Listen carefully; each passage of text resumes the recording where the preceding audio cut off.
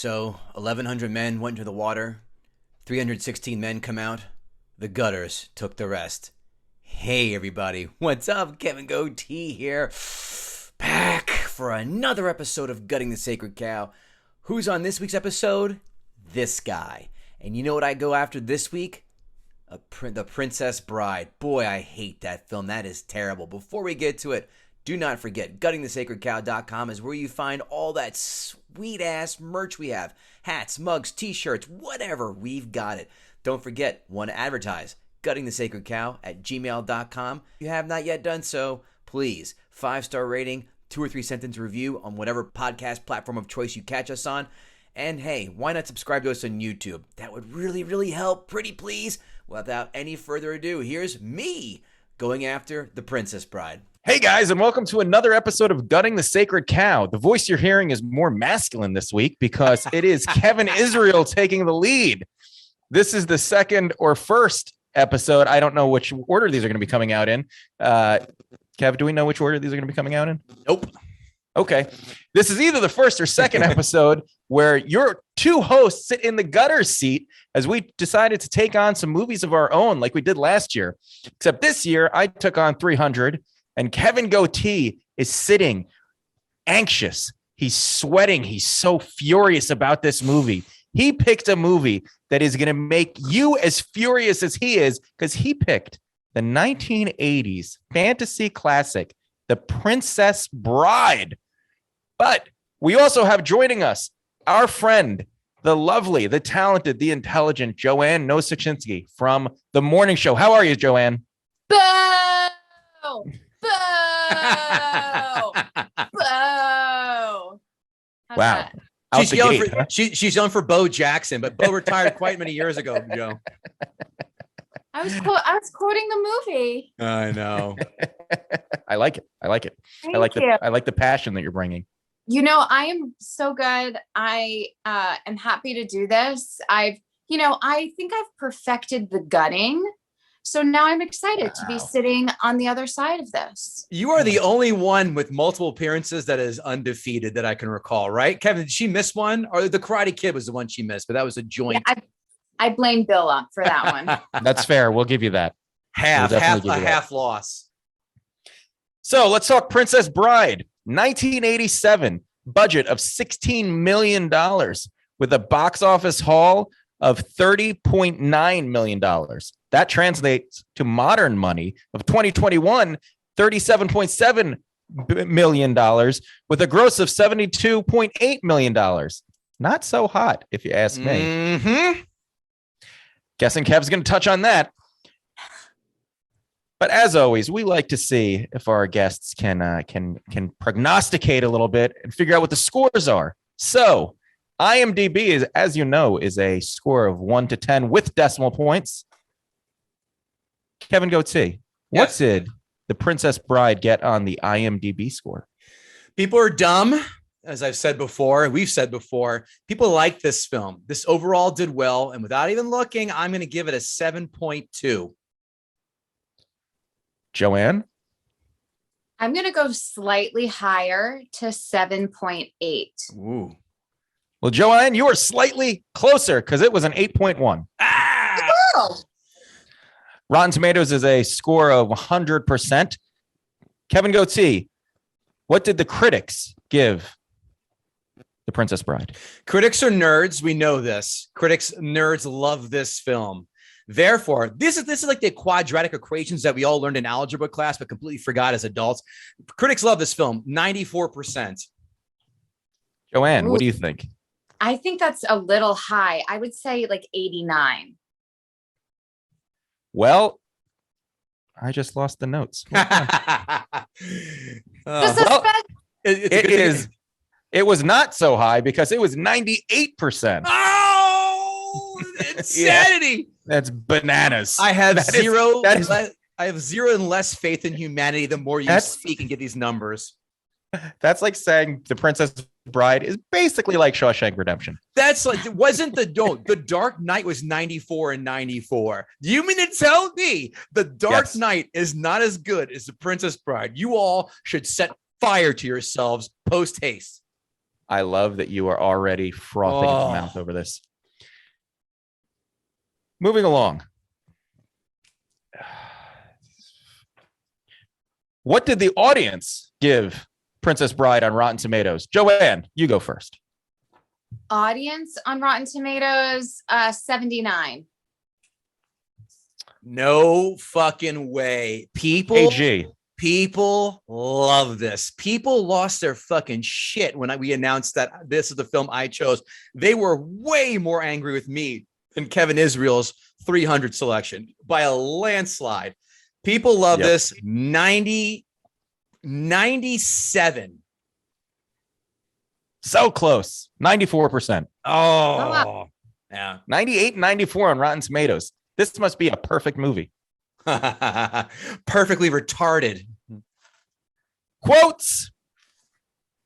I am going to go with not all the most common quotes and one that I actually use in my daily life. I do not think it means what you think it means. Joanne, you got any quotes? Yeah. Did one right out of the gate. I feel like I've seen this one on a meme recently because of the pandemic. Oh, she said the pandemic. Fuck it all up for everybody. No, it's just, when things come in popularity because of like something shitty and we're all supposed to love it. And it's like, everyone's unoriginal and like this meme. Anyways, it's why are you wearing a mask? They're terribly comfortable. I think everyone will be wearing them in the future. Yeah, that did become a meme. Oh, foreshadowing. Because but actually, of the pandemic. My favorite quote is, I always think everything could be a trap, which is why I'm still alive. And I live my life that way. I think it's why I'm still alive. In fear? Yes. After a lot of traps to do you? Preparation. I always walk on the side of the street that has cameras. I always look around me when I'm standing on a subway platform. If someone's passing me, I make sure I'm right behind one of those little pillars.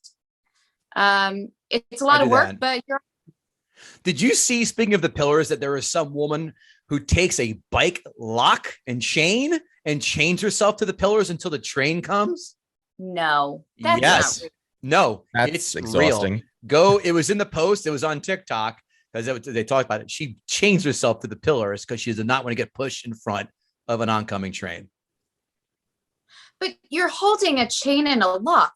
If someone comes too close to you, you could swing that thing. Right. You can. But if you miss, you get caught in the backswing and you're fucked. You know what? You're right. I was not well prepared. Thanks for that. Joanne is now going to be carrying around a chain and lock with her. Joanne's going to paint her face like the fucking Warriors and have a bike chain and lock swinging around going, Warriors, come out and play. By the way, you know who that guy was who said that, Kevin Israel? Yes. Fuck. I can see his face. He improv that whole part with the bottles. What the fuck? I'll accept it. I will accept his character name from the film that I'm thinking of. Oh, he was a commando. What did you do with Sully? Sully. I was gonna say Letty. Yeah, Letty. It's Fast and the Furious. You're mixing up your shenanigans and franchises. It's so funny. I have two quotes.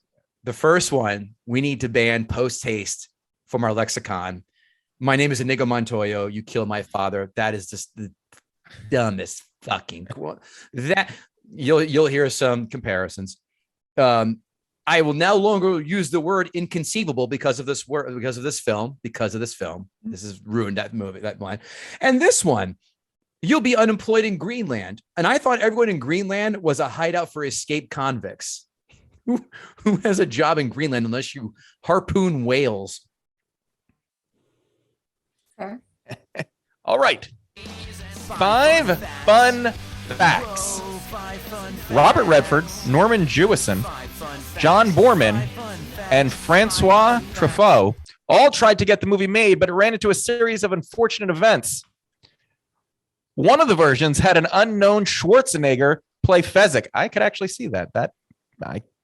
I could believe that. Although I think Andre the Giant was much more physically imposing. Next, when out went out to dinner, Andre the Giant would get a little tipsy on 3 bottles of cognac and 12 bottles of wine. He ordered 4 appetizers and 5 entrees while also ordering a 40-ounce beer pitcher filled with a mix of liquors called the American. And he was French, by the way. Yes. God damn. Andre the Giant was a gift. Do you remember the funniest Andre the Giant story ever is when he was in Tokyo and he couldn't fit into the bathroom? So, and Hulk Hogan wrote about this in this book. He took 2 towels and squatted on a bed and shit in towels on the bed because, again, he couldn't fit into the bathroom in Japan. Andre the Giant shit must be very impressive shit. The size of a rhinoceros horn. Wallace Shawn has a history degree from Harvard and studied philosophy and economics at Oxford. During a day off, he gave a guest lecture at Oxford on British and American literature. That Wallace Shawn, well-read guy. That's not his Christian name. That's not his real last name. Stop it. This is an interesting one. Danny DeVito was originally slated to play Vizzini. Completely buy that. Vizzini. Kevin, you grew up in Jersey. We all grew up in Jersey. You should know Italians by now. Yeah, that's true. I'm sorry. I'm definitely getting kicked out of Jersey after this. It's funny. I could see Danny DeVito, but I also could have seen Rick Moranis playing it. Very good. Yep. And last, in an alternate ending of the film, Fred Savage was going to the window after his grandfather left to see Fezzik, Inigo, Wesley, and Buttercup on their white horses. That ending would have evoked audiences across the yelling. That ending would have evoked audiences across the country yelling "boo" in the theater. That's where my notes began, and Kevin didn't pick that up. Nice. Oh shit! I'll do Ask a Gutter because okay, I have it pulled up. And now we move on to our favorite section. Jeff Hillman asks, Kevin, what Robin Hood Men in Tights tricks Rex from Toy Story into drinking poison? What drink/liquor would someone die from if they tried to outdrink you, i.e. Gino Bisconti's Jameson consumption would kill most adults? And his stand-up. No, I'm just kidding. I love Gino. I would say it's going to sound like a bitch answer, but this is the one thing. This is the drink I drink in Vegas all the time because I can last the longest without repercussions, and that is vodka. I can drink vodka all day. I've only started drinking bourbon and gin recently, so I could not outlast anyone doing that. Beer is the too easy of the answer. The answer is vodka. George Newman asks, do you think Peter Falk beat the shit out of Fred Savage for being a little asshole at the beginning of the movie when the camera was off? One can only hope so, but hopefully not to the point where he was so badly disfigured he could not make cinematic gems like Vice Versa or The Wizard. Thank you.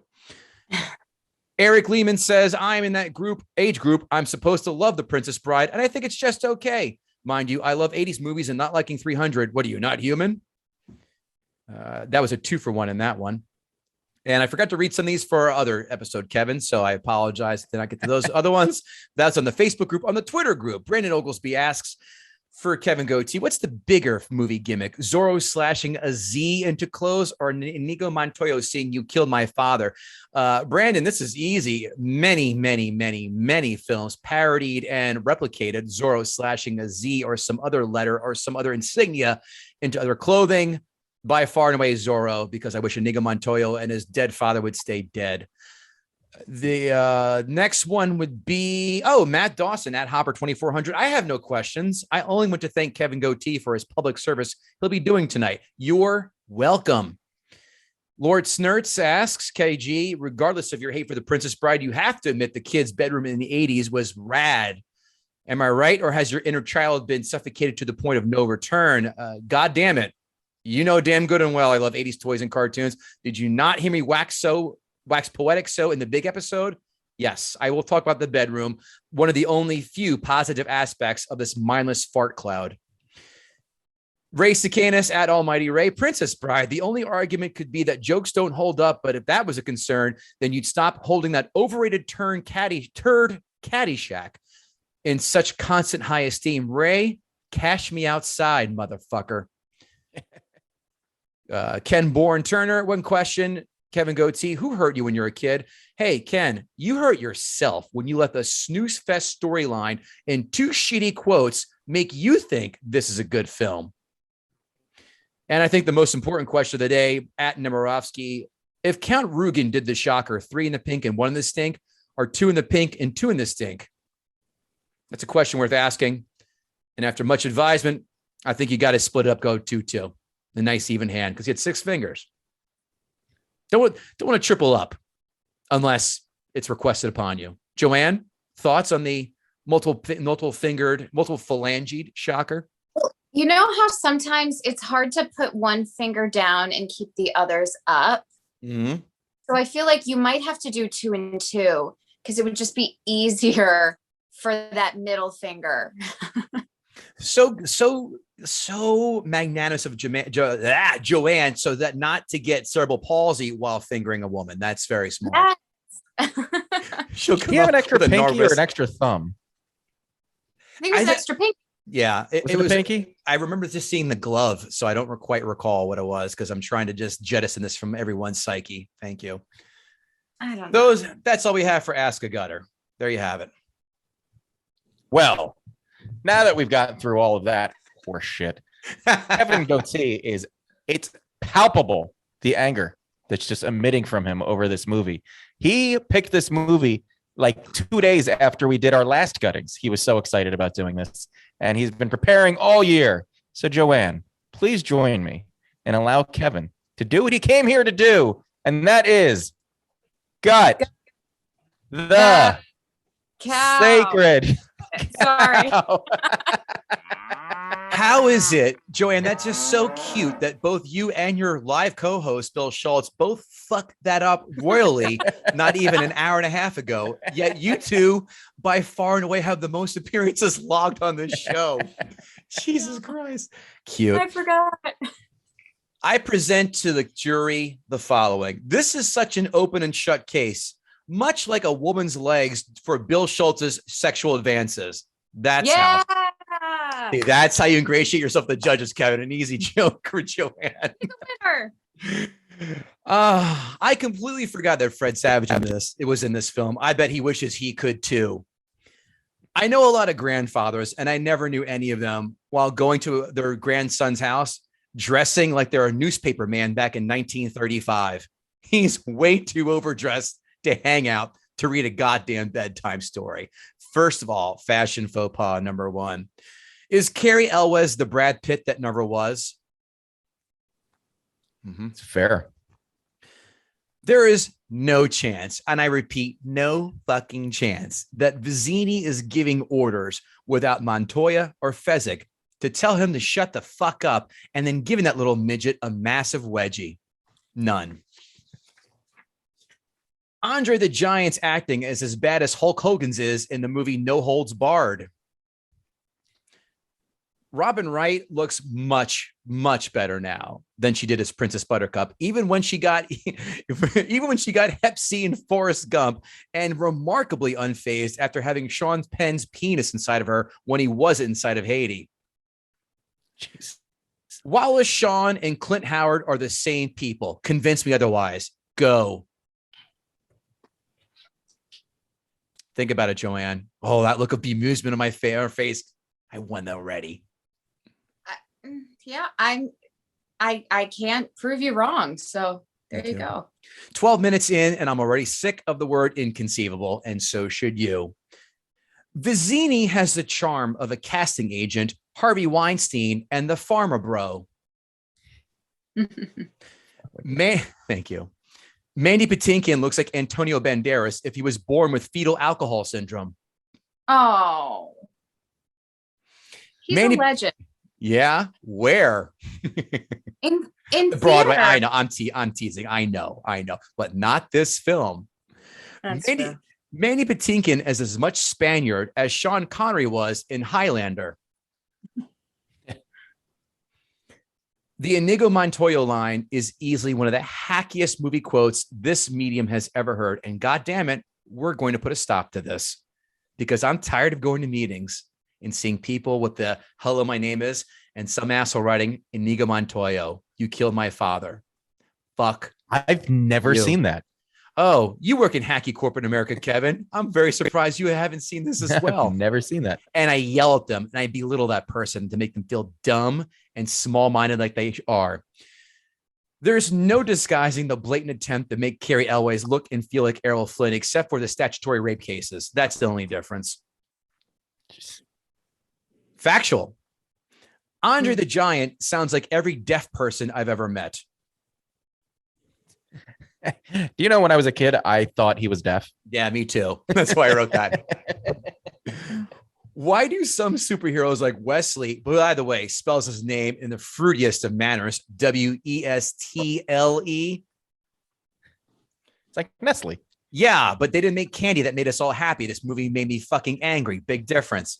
Why do some superheroes like Wesley and Robin, as in Batman and Robin, wear the mask that just covers their eyes? It does nothing to cover any part of their face, which could make one easily recognizable, as well as Zorro to a degree. I'm very proud of this one. If Hulk Hogan took more than 2 tries to body slam Andre the Giant in WrestleMania 3, what makes you think that Carrie Elways can just jump on his back and choke him out? That doesn't happen. I don't know, but I saw WrestleMania 3. So did I. That was probably the most excited I'd been up to my life at that point. Well, we agree. No chance of me throwing myself down to chase after my wife. I'm sorry. I don't care if there's been an absence or not. I'm just not going to gaily down a hill. At best, I would just slide down on my ass if I was chasing a singled out version of Jenny McCarthy circa 1992. I remember, did you notice? I know you did, Kevin Israel, that Fred Savage had all the members from the Horde from He-Man behind his bed. That story didn't cut it on He-Man, so they just kicked it on down the road to She-Ra, the JV squad of the He-Man universe. You also had Captain America. I didn't see that. Good eye. Yeah. We just talked about falling into sand in our Lawrence of Arabia episode. You just don't sink into dry sand unless there's a big hole underneath where you fall 20 feet. That doesn't happen. The water, there needs to be moisture for the sand to take and suck you in as you make movements. This story drags. It drags so hard. And we've seen this story a million fucking times. Disney did it a lot. And you know what? They did it better. Little Mermaid, Sleeping Beauty, Aladdin. The princess has to marry royalty, but instead she wants to marry a commoner, except in the movie Notting Hill, where Hugh Grant wants to marry a famous horse named Julia Roberts. Oh, no. Zing. Yeah. That's why I like Joanne. Joanne said her vagina was nicknamed by an old boyfriend. Maybe another boyfriend gave it another nickname, the Pit of Despair. Was it Pocahontas? Yeah. Was that the name? Yeah. Well, no, for Halloween, I was Pocahontas. Did I ever tell you that? No, but you and every other girl looking for dick on Halloween has done that in the city at one point or another. Yeah. Yeah. And some guy said to you, I'm looking to poke a hot ass. What was the guy's name in the real John? What John Smith? Was that the guy who married Pocahontas? Yeah. It was John. Okay. I thought that was the case. Carrie Elwes is vanilla at best as a swashbuckler. Every other swashbuckler film has had character. Errol Flynn, Douglas Fairbanks, and even afterward, Johnny Depp as a lovable Jack Sparrow. But for one film, those sequels are trash. In storybook travels, we've seen them all a million times. What are the most important things? Characters, and venue. The giant rat is the highlight of this fucking dog shit. This is the Fraggle Rock reject puppet that made its way into this fucking film. This is the Dark Crystal, I'll go more a little meta with you in the 80s cuts. That is the highlight villain, because the main villain, Susan Sarandon's first husband. Did you know that? True story. No. Susan Sarandon, that's how Chris Sarandon is the villain in this film.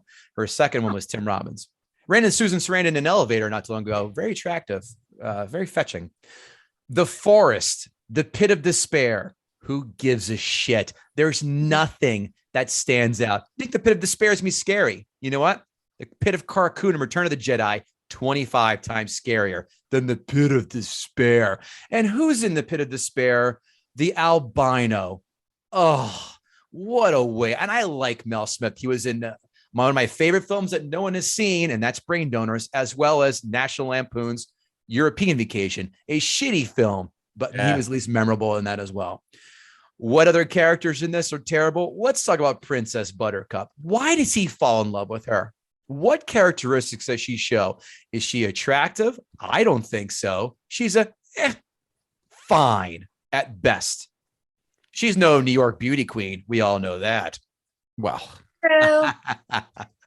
As I said, Robin in her late life, great. But what characteristics does she give off that he goes, I got to marry her? He just follows her around because he sees riches. Is that it? Been there, done that. And again, this is a retread story that's been done better many, many times. She's unremarkable at best. And Billy Crystal's annoying fucking character. Did Mel Brooks say, you know what, Billy, I want to get you in the Spaceballs. You made the cutting room floor. And then Rob Reiner brings him in for this film. Like, you know what, Billy? Why don't you do something a little off the cuff? He goes, you know what? I did a little film called Spaceballs, but it didn't make the cut. Let me try this annoying fucking character that doesn't go anywhere. And by the way, if you read some of the research, people are saying they were falling out of their chairs as he was doing this character, even when the camera stopped rolling. Oh, really? Really? Then you people have low bars. Mm-hmm. I was waiting for, this may be a joke a little for Bill, but Joanne, I hope we get this too. I was waiting for Peter Falk to say to Fred Savage, and just one more thing. How long did you peep through Winnie Cooper's window to watch her take a dump? Yeah, I liked the Wonder Years. That was a Columbo joke. It was a 2-for-1 joke. You both got it. Thank you. This is just dumb. The story is boring, and it makes other Fred Savage movies like Vice Versa and Wizard look like Shawshank Redemption and Pulp Fiction. This movie has the feel of a lazy Mel Brooks film. Billy Crystal, his character, I forgot to mention this. He looks like an older ape that was like a second draft of an older ape from the 1960s, Planet of the Apes. People like say, oh, what about Fred Savage and his grandfather? What a great relationship. What? Where was their relationship? He's reading him a story, for Christ's sakes. There's no ties. There's no comparison. There's no, when I was your age. You know what film they read a story to the father and there's emotion? Big Fish. Watch that. That's how it's done right. That shit still makes me tear up. This film, quite the opposite. This film falls right into never-ending story nostalgia territory. People are going to defend this, but I'm finding zero redeemable reasons. By the way, I laughed harder watching Wallace and Gromit, those two unfunny Brit fucks, than I have watching this film. People say there are jokes. Where are their jokes? I implore you. You come at us in the comments every way you want to. Where are the jokes? Outline them, because there ain't any in there. Did he say he had a Holocaust cloak? That I want to make sure. I want to make sure I heard that right, because that's the worst item hanging in Magneto's closet. All those poor people back in the 80s who didn't have Google Translate to help them understand what the hell Andre the Giant was saying. Those poor souls. Andre, try Speak and Spell. That may help you articulate better. But this Speak and Spell couldn't articulate better. That's true. I don't know what you sound like after 3 bottles of cognac and 18 bottles of wine. This film falls smack dab in the middle of A Christmas Story, in the sense of little studio called TBS or TNT said, you know what we're going to do? We're going to get the rights for this shit cheap, as well as Channel 11. And we're just going to air this on a constant fucking loop and make anyone in our age group, Kevin Israel, watch this over and over and over and over until Stockholm Syndrome sits in and goes, you know what? I kind of like it. No, you didn't. Inigo Montoya just repeated his mundane catchphrase. People like him because he repeated a joke that didn't work 25 times. It's been done in another film called Napoleon Dynamite. What another classic piece of shit that is. Andre the Giant sounded like Nell from the movie Nell with Jodie Foster, and he brought nothing to the table. Nothing. You would think a WWF wrestler in the height of his popularity would come in, and he does nothing for what he's known to do. You didn't have Hulk Hogan come in Rocky 3 and teach Rocky's kid the laws of thermodynamics, did you? And then there's Vizzini, the inconceivable. God, fuck yourself. He is that annoying cousin that you avoid sitting next to at any kind of family gathering. Glad he died early, thankfully, which leaves Carrie Elwes. And he's just there. He's just there. The other characters dissipate from everyone's memory like a Polaroid of Marty McFly's siblings in Back to the Future. People say they love this film, but you know why they say they love this film? Because of those two garbage quotes repeated ad nauseum. You never hear anybody say, I love the part when, or how cool was it that? Never. There are never any scenes people bring up to this day. As a kid, I didn't get it. I didn't get the love for this. I saw it right in its heyday, got on VHS, dated myself, whatever. And as an adult, I still don't get it. Listen, I don't hate this as much as I hate Christmas Story. I still hate this film. Stinks.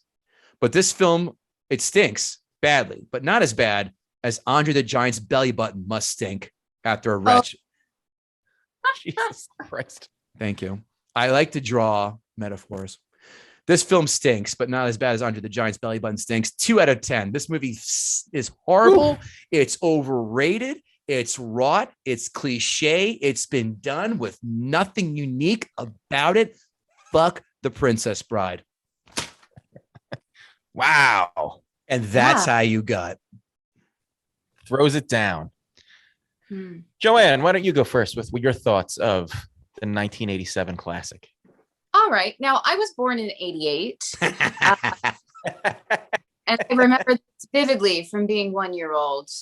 No, I actually saw this movie for the first time, I think in my 20s. I really, for whatever reason, just never saw it when I was younger.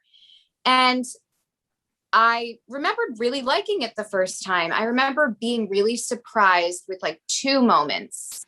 The poison, I thought it was so cool and so smart. That moment where he poisoned both of them. And he's like, I've been building up my tolerance. I was like, wow, I didn't see that coming. And then when the man in black just reveals himself to be Wesley, I was like, I had no idea. I really didn't. And maybe I was dumb. I think I was dumb. You were in your 20s? I think so. Oh, man. You must have been fun at a bar. I was also blonde then. That's a writer Corvette. Good enough. That's a writer university education at its finest, Kevin. Thank you. So there isn't nostalgia attached to this for me. So then when I watch it again and you know what's happening, it's literally like, what's the point? Let me interrupt you for 1 second. This is why I had you sit in instead of Schultz, because I know Schultz probably would have defended this to the hilt. As a millennial, you don't have that nostalgic attachment like Schultz would. That's why I had you sit on this one, not him. Yeah. So it's not that for me. I appreciated sort of the storytelling, but like you said, it's stories we've heard before. We know it before. I think the best part of this film is the casting. I hate to admit this, but I was talking to my boyfriend tonight about doing hosting this gutting. And he said, oh yeah. And Robin Wright. I did not know that was Robin Wright as Buttercup. I had no idea. You know how there's some actors that you only know them as older? That's the case with her. I just, for whatever reason, they were 2 different actresses in my mind.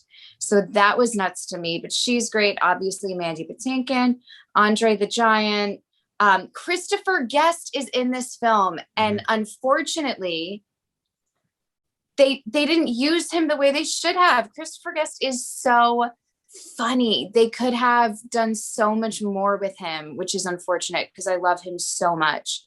Obviously, you have Fred Savage. They have like a pretty big cast in this. And I do think that I enjoyed most of their performances for the most part. Also, as Kevin said, it is kind of long. It drags. I liked the first half better than the second half. As soon as they took him away to that pit of despair, it was almost like, okay, we're done. But we weren't, not even close. I have some issues with Buttercup. First of all, it's the name of a horse and not a person. Why is that so strange? That's the name of a horse. I feel like I've met a horse named Buttercup. So that's strange to me. Also, she is the worst human being ever. Like you said, why is Wesley in love with her? I don't know. But also, she does zero work. I guess they showed us that at the beginning. She keeps asking him for shit, but she does nothing. He's getting mauled by big rodents. She just stands there. The king comes and she's like, take him. Just take him away. Don't hurt him, but I'll marry you still. Fine. And then she just expects him to know her wedding day and come save her. So just bad moves all around on her part. Humperdinck looks a lot like the king from Shrek. Has anyone else noticed that? Like the cartoon character? Very good. Must have been like modeled on him.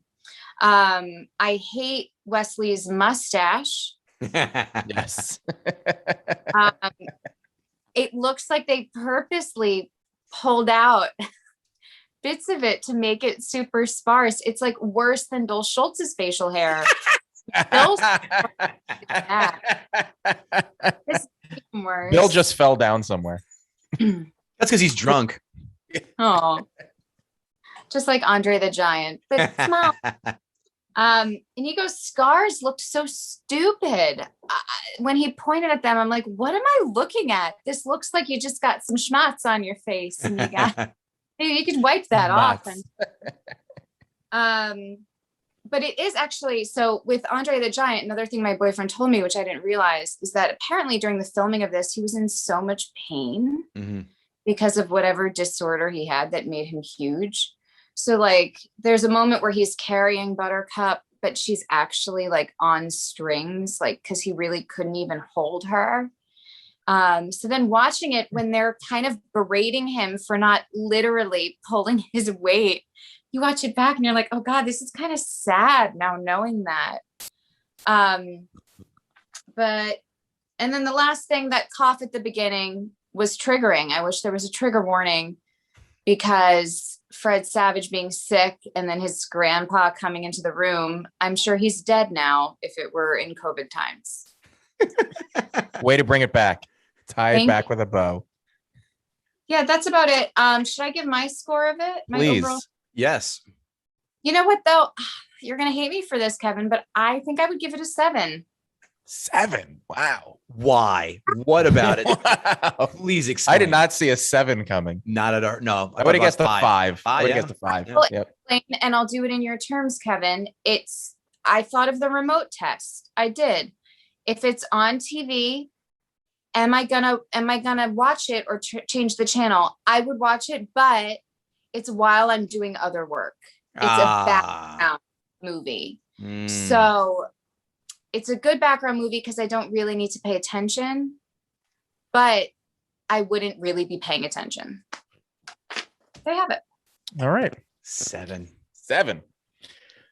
So look, the two of you said pretty much everything I was going to say about this fine movie. I will give my own personal experience with it. So it came out as with Kevin Goatee. It came out with when I was 11. I didn't see it in the theater, and I don't remember seeing it when I was little.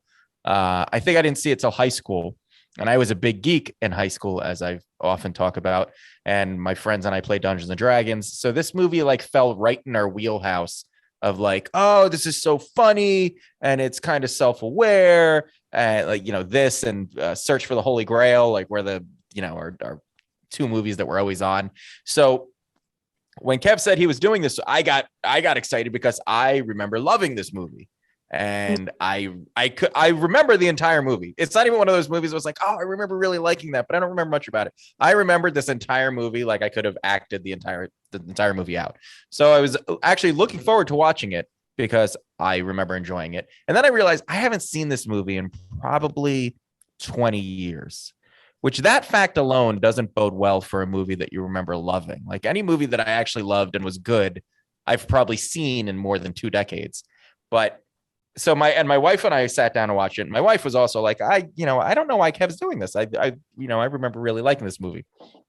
So we sat down and watched it. We sat down and watched it, and I do have to tell you, I've always looked at this movie, like I said, that this was a self-aware movie, that none of this was supposed to be taken, like, not even that it was almost a comedy, more like it was a spoof, almost like a Naked Gun type movie, where it was making fun of all those other, not as good as Naked Gun, but the genre, where it was making fun of all these other movies that came before it, and obviously did it better. And it was satire rather than, you know, slapstick comedy or a serious, you know, fantasy type movie.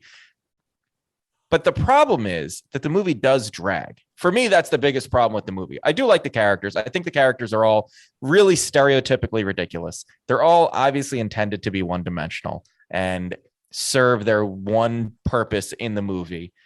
You know, Princess Buttercup is supposed to be the vapid, she's just a girl. She's the girl that he's going after, and that's really all that matters. You're not supposed to know anything about her. You're not supposed to be able to, it's not even clear, was she royalty when she started out? Why were they living in this farmhouse together? It doesn't matter. She's the girl in the movie, and he's the guy, the good-looking guy who's good-looking enough, and he's going to go. And then, you know, you meet the band of heroes who are going to join in, the big strong guy, the good warrior, and then, you know, there's the bad guy, the king or the prince is the bad guy, and they're all just fit their little slots, which is fine and is enjoyable on paper.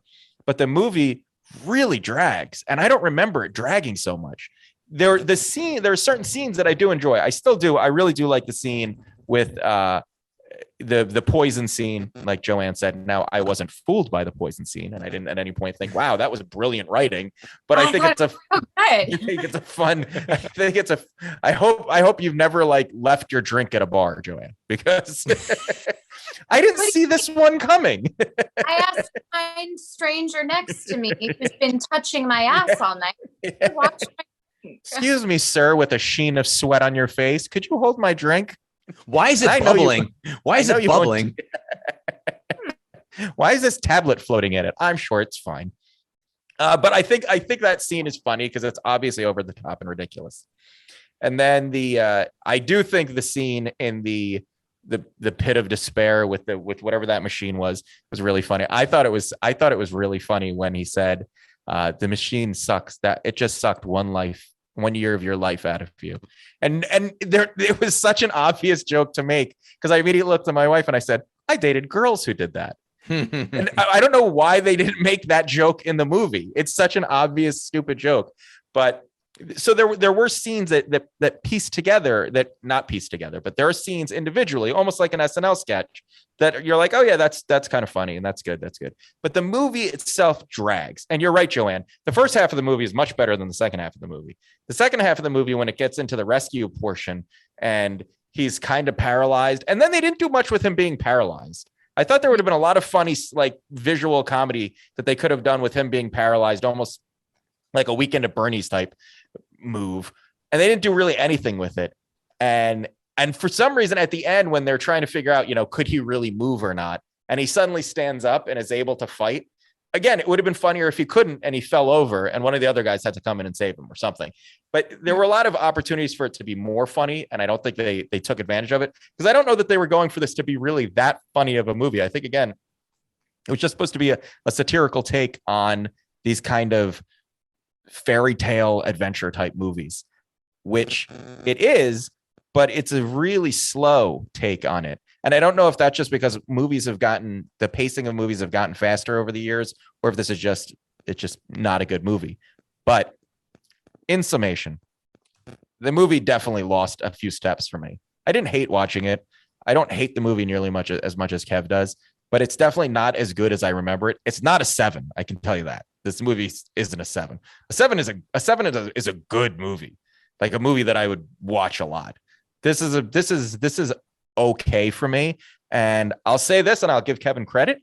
I was going to give it a 5, but his arguments swayed me, and I will give it a 4 now, because I'm never going to watch this movie. Maybe when I have a kid, I'll watch it if they want to, but this isn't a movie that I enjoyed nearly as much. And I think because I liked it so much when I was younger, on rewatch, realizing that it was almost like the wool was pulled over my eyes.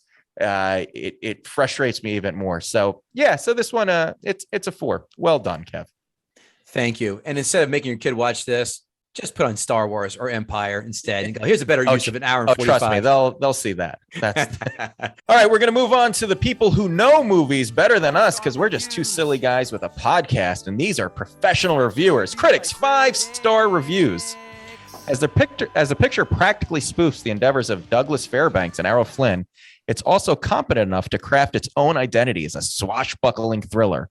That guy completely disagreed with everything Kevin just said. I know. It is, in short, cinema that makes cinema great. This great cinema is on pace with Police Academy 5, Assignment Miami Beach. You know, the first one without Mahoney. I love when you read my notes. I love when you read my notes and don't know you're reading my notes.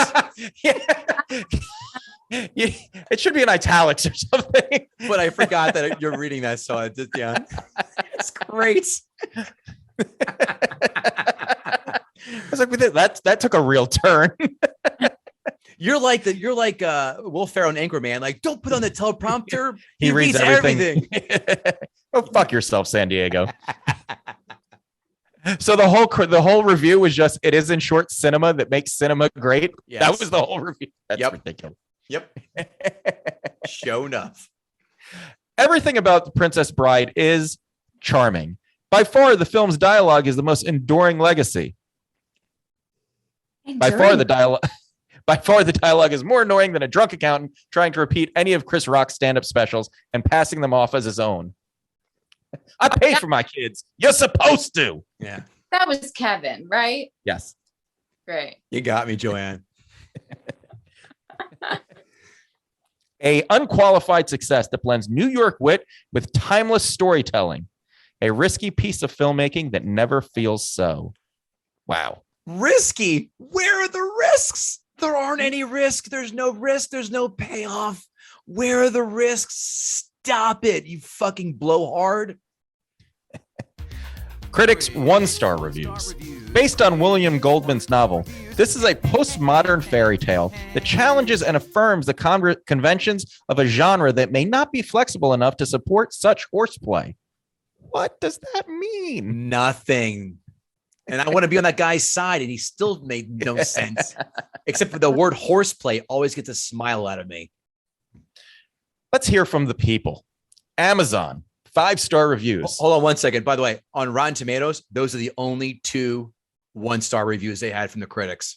Really? Wow. Yes. Because I always do about 4 or 5 each, and there are only 2 on Rotten Tomatoes. So Amazon, 5-star reviews. I consider my taste in movies to be somewhat enlightened and refined. And having watched as many and varied movies as I have not seen a movie that has so much charm. It doesn't tackle the big questions in life. It doesn't challenge you in any way, but it's a movie or every person, for every mood, with a little of everything in it, without it feeling manufactured or Disney-esque. It's like a hand-knitted sweater made for you by a cherished friend or family member, as opposed to one off the rack. It makes me smile thinking of how many takes were ruined by Rob Reiner because he couldn't stop laughing, because that means it was made with a lot of passion. The first sentence, I already know I would open palm slap that person in the face with the, I consider my movie reviews to be refined. I would slap that person, man or woman, in the face openly. Despite being in software, around 10,000 Uber geeks who quote this movie, along with anything by Monty Python, Lewis Carroll, Douglas Adams, and inexplicably Roger and Hammerstein, no accounting for group taste. My significant other knew nothing about this, so movie night it was. I expected us to have a few drinks with good sushi and just watch. Nope. Despite her not knowing the movie, she knew much that was in it. She had the zeitgeist, just not the. What did you word search zeitgeist? No, I tell you, I copy and paste, and Joanne, just a little helpful hint. Anytime when I do the research for this and I see the word zeitgeist, that automatically makes the cut, because that is Kevin's trigger word, and it sends him into a fucking Wolverine, adamantium, berserker, barrage rage. And he hates that. It's like moist for most other people. Yeah, for women, yeah. She had the zeitgeist, Ugh, just not the title or the full plot. And this particular significant other, because I've had so many, because I'm the kind of guy that leaves long reviews on Amazon. I've only got one. Don't read too much into that. But my coworkers have some really geek, hip, nerdacious significant others, while mine can pontificate about the differences between Louis Vuitton, Christian Louboutin, Hermes, and Gucci at great length. Hermes, whatever. What do fashion designers have to do with movies? He's trying to prove that his girl is a real girl, where his nerd buddies have nerd. Yeah. It's real. Yeah. She likes pretty things. And this particular significant other has like zero geek cred. Although you probably got that from the above paragraph. She was delighted to know so many bits and be able to place them in context. I don't know. Sounds like she needs a green card.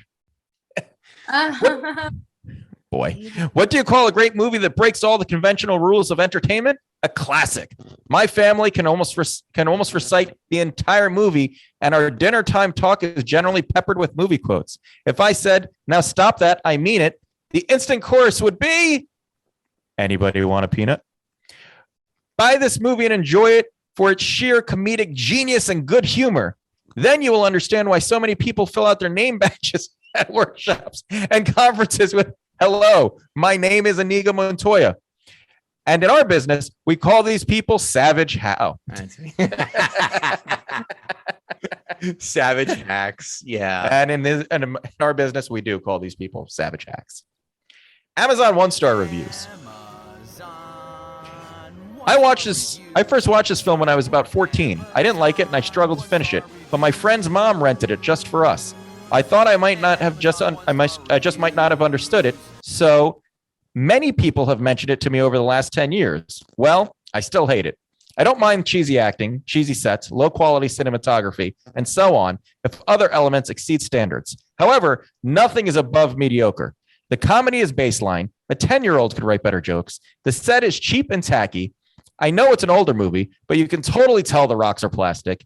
You can see the ground bouncing when they fall, and so on. The plot is predictable. The acting is awful. I truly don't see one good thing about this movie. Several have related to Monty Python, but I actually really like that movie. Monty Python isn't a movie; it's a group. He means Search for the Holy Grail. It's kind of cheesy, but the jokes are good. This was not that giving. However. Do you see what I go through every week when I read these assholes? Because I cut and paste. I don't edit because people just don't know how to do punctuation. That was brutal. Next, thought Ella Enchanted was a bad movie. In comparison to this movie, Ella Enchanted was a 5-star movie. On a scale of 100, with 100 being the best, this movie rates at -1,000. Nothing about it is good. The 24,000 plus ratings that showed anything higher than 1 star have to be fictitious. It would take me a year to explain and highlight everything bad about it. The story is terrible and disjointed. The direction ridiculous. The actors had to work hard to be this bad. The special effects are unspeakable. The men in the rodent costumes are laughable, and I don't mean funny. It is so bad that one cannot even laugh at anything in the movie. To avoid harming anyone, I refuse to even give it away. I dumped it in the garbage. Buy at your own risk and remember that everything I write here is true. It only took 110 plus episodes for someone to finally work in the Ella Enchanted reference. Oh. I love this. I love you reading. Oh, wait. Oh, shit. That's his line. It's like walking through a minefield. Yeah. Wait, but Kevin, speaking of punctuation, do you not use any when you type your own notes? You don't there is the next line. No, it's just written like a paragraph. It's just written like the whole thing is written with the review and then his notes in because he knows where his notes are. Yeah. Fair. Next review. This is in 4K UHD. I have an Acer Predator XB3 4K gaming monitor. I have a Samsung 4K TV as well. As soon as I purchased it, said this video is not supported by your device. Amazon, I want a discount or I'm filing a complaint with the Federal Trade Commission. Signed, Kourtney Kardashian. Nice. I couldn't watch more than 15 minutes of this before I stopped watching it. The dialogue is terrible and unimaginative. The way it's written is terribly boring. I can't understand why it's so popular I can't understand why it was so popular at the time. I understand that people have fond memories watching this movie growing up, but I saw it for the first time now, and I thought it was so cruel. The torture scenes and sexist. The princess plays dumb and helpless. Maybe it had its time, but now is time for a makeover, I think. Signed, Jean-Claude Van Damme. And the last one. You're better off saving your money for a cheap shotgun to blow your own head off after funneling carbon monoxide from your car into their office. That guy's speaking my language. Joanne, did Kevin Goatee gut this most sacred of cows? Even though I do like this film, I do think that you gutted this sacred cow. You did. You Johnny hit Drama. a lot of good points. Thank you. Or really bad points. Yeah. I concur, Joanne. Yeah. I think you did a marvelous job. Well-pointed arguments. You really took your time with this one. And the visceral hate came through. And isn't that really what this show is all about? The show is. Yeah. So this was another awesome episode. Joanne, thank you for being a wonderful co-host. You did a much better job than your co-host, who still seems a little bit confused by the concept of this show. Yeah, he did. Although he's been on it 18 times, I think. Yeah. It doesn't like to really badmouth anything except himself. And you. And me. So one day he'll get it, though. He'll figure it out. But he tried to give us a Spartan history lesson, which was interesting. So that was fun. So sorry.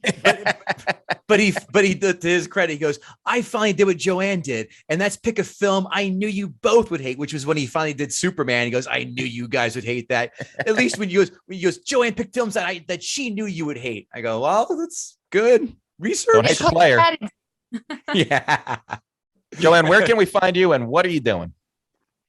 You can find me Monday through Thursday at compoundmedia.com, 10 to 11 a.m.